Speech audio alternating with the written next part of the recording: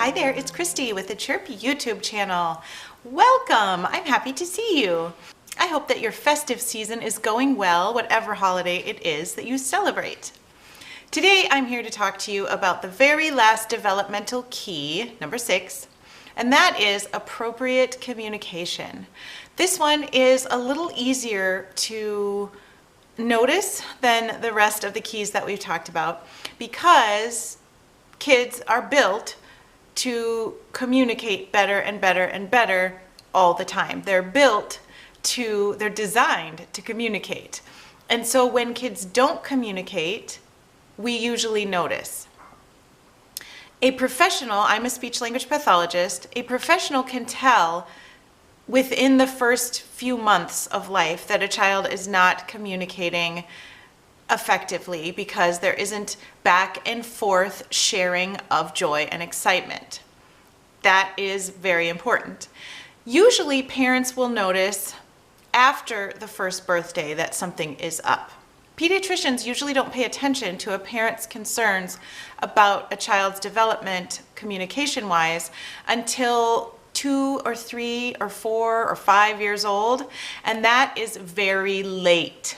Very late, because as I've mentioned in previous videos about developmental disorders, if you are on one track and you keep on going on the wrong path for 5 years or even 2 years, it's harder to get back on the right path because you have to go back to here and start over and gain all of those skills that you missed.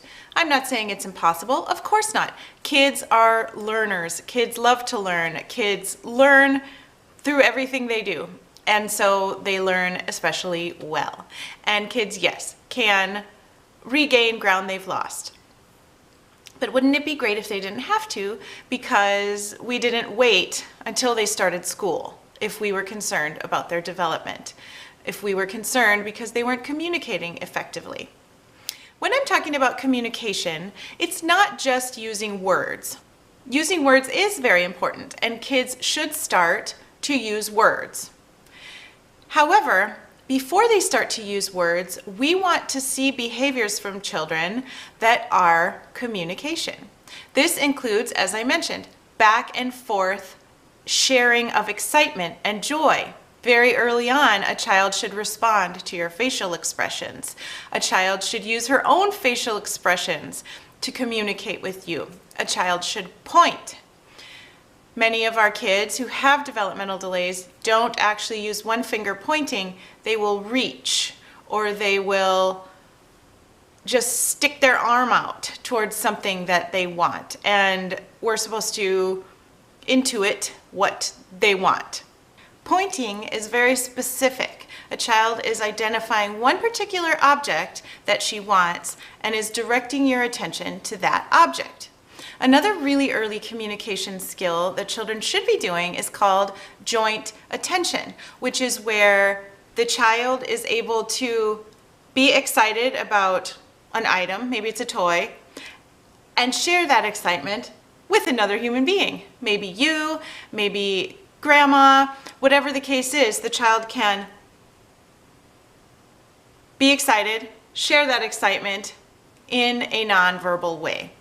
Those are very important early developing skills, and if your child isn't doing those things very early on, notice those things and get some help right away.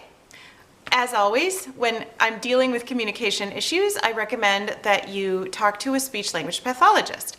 Get an evaluation from a speech language pathologist. If you don't know where to go, talk to your insurance company about someone who is a specialist in early childhood. Talk to your public school district. If you are in the US, public school districts are required to have speech language pathologists on staff for everyone who has communication delays. So call your public schools, ask to speak to one of the speech language pathologists in the early childhood program, and perhaps that SLP will be able to evaluate you. Perhaps she or he will be able to redirect you to a clinic or a program outside of the public schools that can help you. If your child is 2 years, 9 months old or older, you can get an assessment from your local public schools. And if your child qualifies, then your child can get free preschool through the public schools. So keep in mind that there are supports available for you. In my state, which is Arizona, we also have a separate program funded by taxpayers that is called the Arizona Department of Economic Security Division of Developmental Disabilities. The name couldn't be much longer, but they provide in-home therapies and in-clinic therapies for kids who have delays and diagnoses of various kinds. Of course, kids have to qualify, so figure out what it is in your state or your country and get those people on board with you as soon as possible. I talked about some behaviors that you want to be seeing very early on in a child's life. Let's talk about some behaviors that you don't want to be seeing. You don't want to be seeing a child reaching and grabbing for everything without ever using any verbal language. If no words are coming out, then that is an issue past a certain age. We want to see them engaged with other people, with adults, with other children, in a way that is back and forth, that is reciprocal. And that is my point number 2. We want kids to be engaged enough to know that something is missing in their world. For example, if you forget a shoe and you're walking out the door into the freezing cold, the child should notice, my shoe isn't on and I'm gonna get cold. And she should cry or point to her foot or hold her foot up or look at you like you're crazy so that you notice. If a kid isn't engaged enough, then that's a problem. Additionally, if the doorbell rings and your child doesn't notice, doesn't turn her head, doesn't look surprised, that is a sign of being unengaged as well, not paying attention to sounds in the environment. If instead of using a word or saying help or asking please, your child instead screams or throws a tantrum when he needs something, that is a communication issue. That is a poor and inefficient way of communicating, and it's unpleasant for everyone. If your child is not intelligible, this means your child babbles, but you can't understand a single word. You should be able to understand what a child is saying for the most part. Within the 2-3 years age range, you should be understanding, and of course it's different depending on genders, it's different depending on if there are older siblings or younger siblings, and every kid is slightly different in development, but you should be able to understand your child. I'm not talking about articulation errors such as widow wabbit or things like that, that are clearly, we can still understand what the child is saying, it just isn't quite right. Those things generally fix themselves, and if they don't, a speech pathologist can help with that as well. I'm talking about where the child rattles off entire sentences or paragraphs and you can't understand it. You can't piece together what those words are, even though the child clearly knows what she's trying to communicate. Another issue you want to be looking out for is if your child is extremely frustrated trying to produce sounds. There is a condition called apraxia of speech. I have some videos about that, and I'll put a link to one of them up there and in the information box down below. Depending on where you're watching this video, you can access it those different ways. Apraxia of speech is difficulty sequencing the muscle movements that create the environment for speech to be able to be produced in the mouth. People can have apraxia of their bodies in different areas, and apraxia of speech means that it affects the muscles that form speech and make speech sounds. This is a difficulty between the brain and the muscles. It does not mean that your child has difficulty understanding words. It doesn't mean that your child doesn't know which word to produce. It means that your child is having difficulty actually producing the sounds. This definitely needs a speech-language pathologist to be working with you, with your child, so that you can do appropriate activities that will allow the child lots and lots and lots and lots and lots of opportunities to produce the same sounds. Don't try to do non-word exercises with your child. These are not shown to help. So for example, if you notice your child is searching with how to produce a word, blowing cotton balls across the table, or blowing a pinwheel, or practicing making fishy faces, the muscle movements that control speech are produced in a different part of the brain from the muscle movements that control non-speech mouth movements. It won't help to be practicing non-speech things. The child needs to be practicing speech sounds as much as possible. This includes you modeling short words, short phrases, so that the child can hear it, watch your mouth, and then practice reproducing it.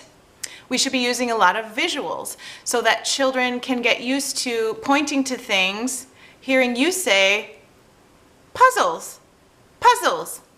And then the child can practice saying puzzles, and then we get out the puzzles and we do it.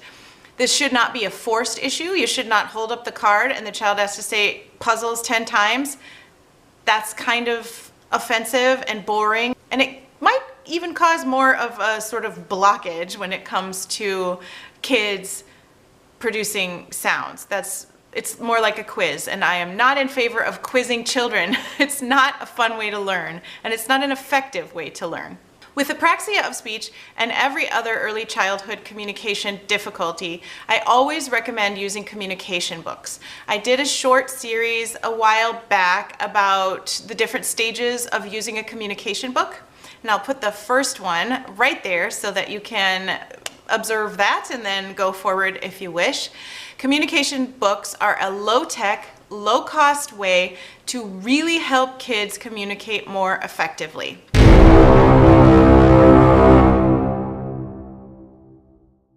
I do not recommend electronic communication devices. I know there are many speech pathologists who do. If you have one of those, I would get a different one, because communication devices are supposed to be engaging. They're supposed to be back and forth and reciprocal. Pushing a button on a device is not back and forth. It's not reciprocal.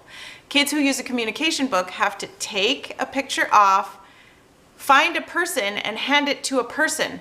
Otherwise, they don't get what they're asking for. Kids who push a button on a device don't usually understand, don't get that implanted in them, that there has to be a person on the other end of that electronic noise that's going out into the universe. I've had lots and lots of kids I've worked with whose parents wanted them to be using a device and who did not understand that just because they pushed the button, they weren't going to get the fruit snack because nobody was in the vicinity, nobody was listening, and then they would have a meltdown. Also, a lot of our kids have sort of OCD type obsessive behaviors about having the machine on just the right screen or pushing the same button over and over and over, and it doesn't serve the purpose of communication as much as it serves the purpose of being some sort of a toy or a sensory object. Plus, they are extremely expensive. I know that was a little bit of a rant about augmentative communication devices, and I am a little bit in the minority when it comes to using iPads, using those devices, because I have found in my 20 years almost of doing this that low-tech options simply work better, and I want to do what works best. Since I'm talking about using more visuals in a child's world, I want to recommend a book for you. It is called Visual Strategies for Improving Communication. This woman also has a great newsletter and a website that is very helpful, but this book is brilliant. This was the first book that I got that was extremely helpful for me in learning what it means to support a child visually when it comes to communication. It has lots of illustrations, as you can see, and it addresses many, many different situations in which a child might benefit from visuals, whether it's expressively using visuals or receptively using visuals. Kids, especially those with communication delays, need visuals because that is their first language. Another book I want to recommend on this topic is More Than Words. You can see that this one is kind of massive. It too has a lot of drawings and illustrations, and they're very, very cute. They're very well done. Though this book is written by Fern Sussman, it is supported by the Hanen Program, and they have so many online resources available for you that you will not believe it. They have a lot of articles, a lot of things to read, a lot of very short little pamphlets and things on how to play better with your child, how to interact better with your child, how to get your child to interact better with you. They're very, very user-friendly. This book is great. It's a little on the hard side to find nowadays. I will put a link down below to both of these books. And if you can't afford them, if you can't find them, if you don't like to read at all, then don't buy them. But these are probably the books that I recommend most when it comes to dealing with communication delays. Well, there you have it. Some great ideas when it comes to what to do if you're concerned about your child's communication development.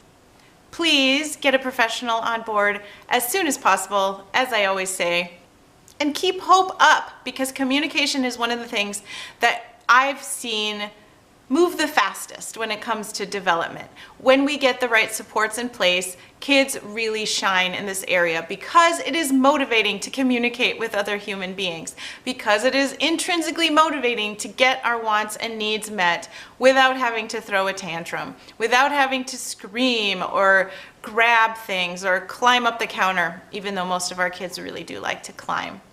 It's beneficial for the family, it's beneficial for the child, it's beneficial for everyone to get the right supports in place. You probably are going to need a specialist to help you do that, just because specialists tend to have seen the same thing lots and lots of times, and they can tell you what is going to work. Please don't hesitate to leave me questions. I hope that you're having a wonderful festive season, and I'll see you in my next video. Bye.